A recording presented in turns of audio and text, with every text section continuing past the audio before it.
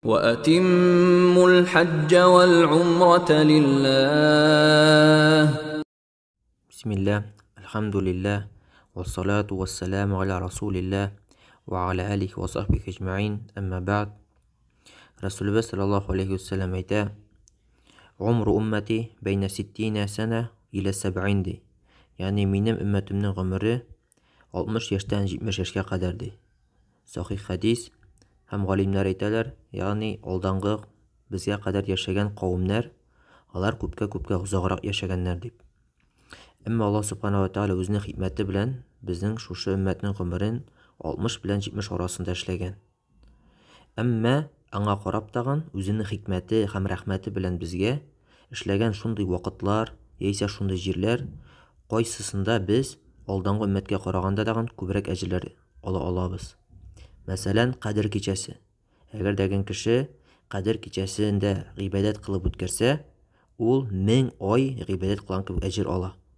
Yani bir tün her bir yıl sayın var ol.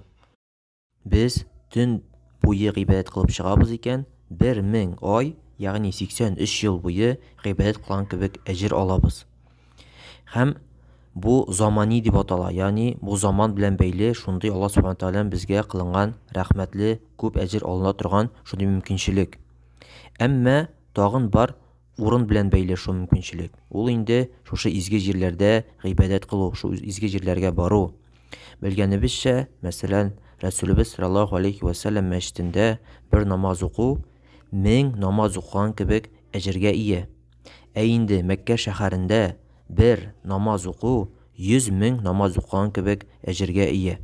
Аллаһ Субханаһу ва Тааля үзенең рәхмәте, ниъмәте белән безгә шундый мөмкинчелекләр тудырган.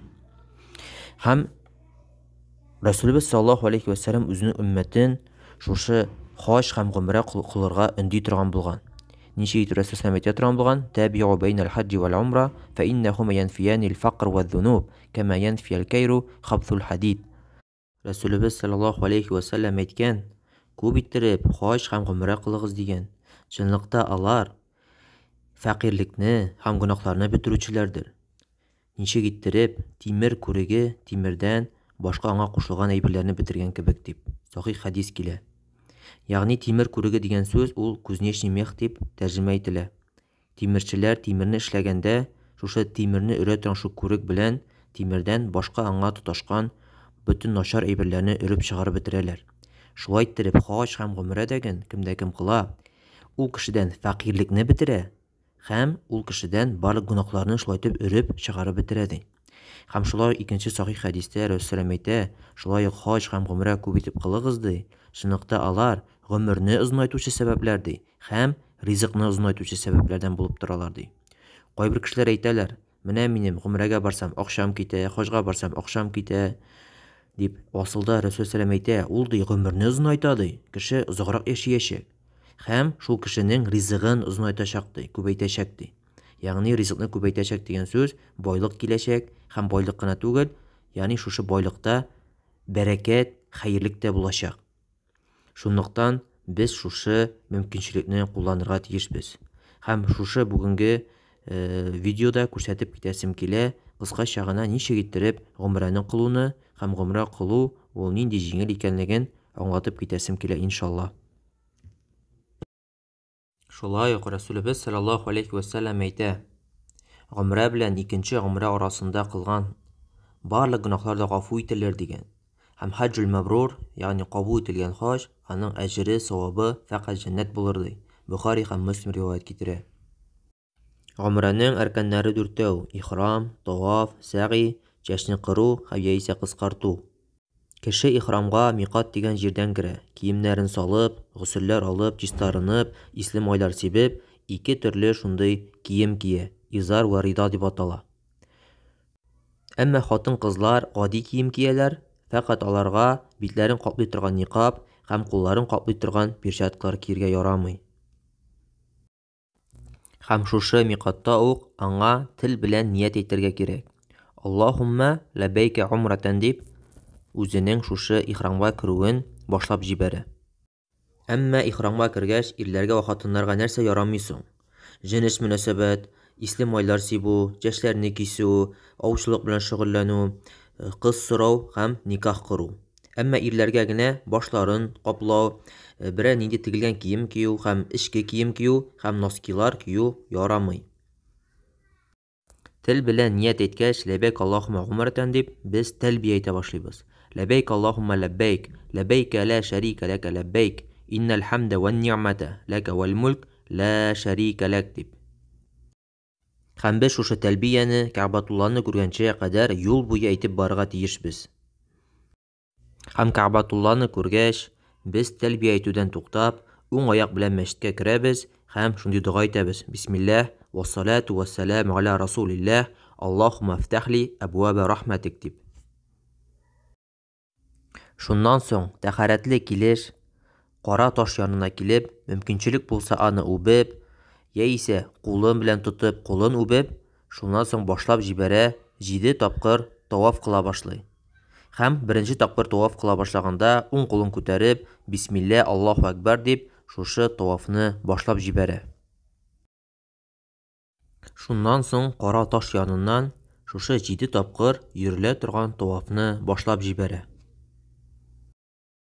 Һәм ир кешегә шушы таваф кылганда, уң як иңбашын ачу тиешле. Һәм шулай ук ирләргә 3 әйләнүне кыска адымнар белән йөгерү тиешле. Һәм һәрбер кара таш янына үткәндә, уң кулны күтәреп, Аллаһу акбар дип әйтелә. Һәм менә шушы Йәмән пишмагыннан алып каратышка кадәр Раббана атина фид дунья хасана ва фил ахирати хасанатан ва қина азабан-нар дигән дуга укыла. Һәм гомумән тавафта зикр әйтергә мөмкин, дуга кылырга мөмкин һәм хәтта Коръән укып барырга мөмкин. Шуннан соң 7 тапкыр әйләнгәч, без иңбашны кире каплыйбыз һәм Мақам Ибраһим дигән шушы урын артыннан 2 рәкъәт намаз укыйбыз. Әмма анда урын булмаса, башка Кәгъбәтүл-Али башка җирдә дәгән 2 рәкъәт намаз укырга тиешле. Беренче рәкъәттә Кул я юхал кафирун, икенче рәкъәттә Кул хуаллаһу ахад сүрәсе укыла. Шуннан соң Сафа Марва тирәли сәгъй кылына. Сафа тауына менеп, инна сафа вал марвата мин шагаириллаһ дип аят укып, Сафа тауына менеп, ла илаха илляллаһ валлаһу акбар, ла илаха илляллаһ вахдаху, ла шарика лах, лахул мульк ва лахул хамд, ва ху аля кулли шайин кадир, ла илаха илляллаһ вахдаху, анжаза вa'даху, ва насара абдаху, ва хазама ал-ахзаба вахдаху дип дуга укый һәм кулын күтәреп, Аллаһ Субхану тәгалә нәрсә тели, шуны дуга кылып сорый. Һәм тагын кулын төшереп, тагын шушы зикерне укый, һәм тагын кулын күтәреп, тагын дуга сорый. Һәм тагын кулын төшереп, шушы зикерне укый дагын, инде Марва тауына юнәлә. Сәгъй кылганда шулай ук дуга кылса да ярый. Марвага юнәлгәндә, шундый яшел белән күрсәтелгән җирдә ир кешеләргә тизрәк шушы араны йөгереп үтәргә тиешле.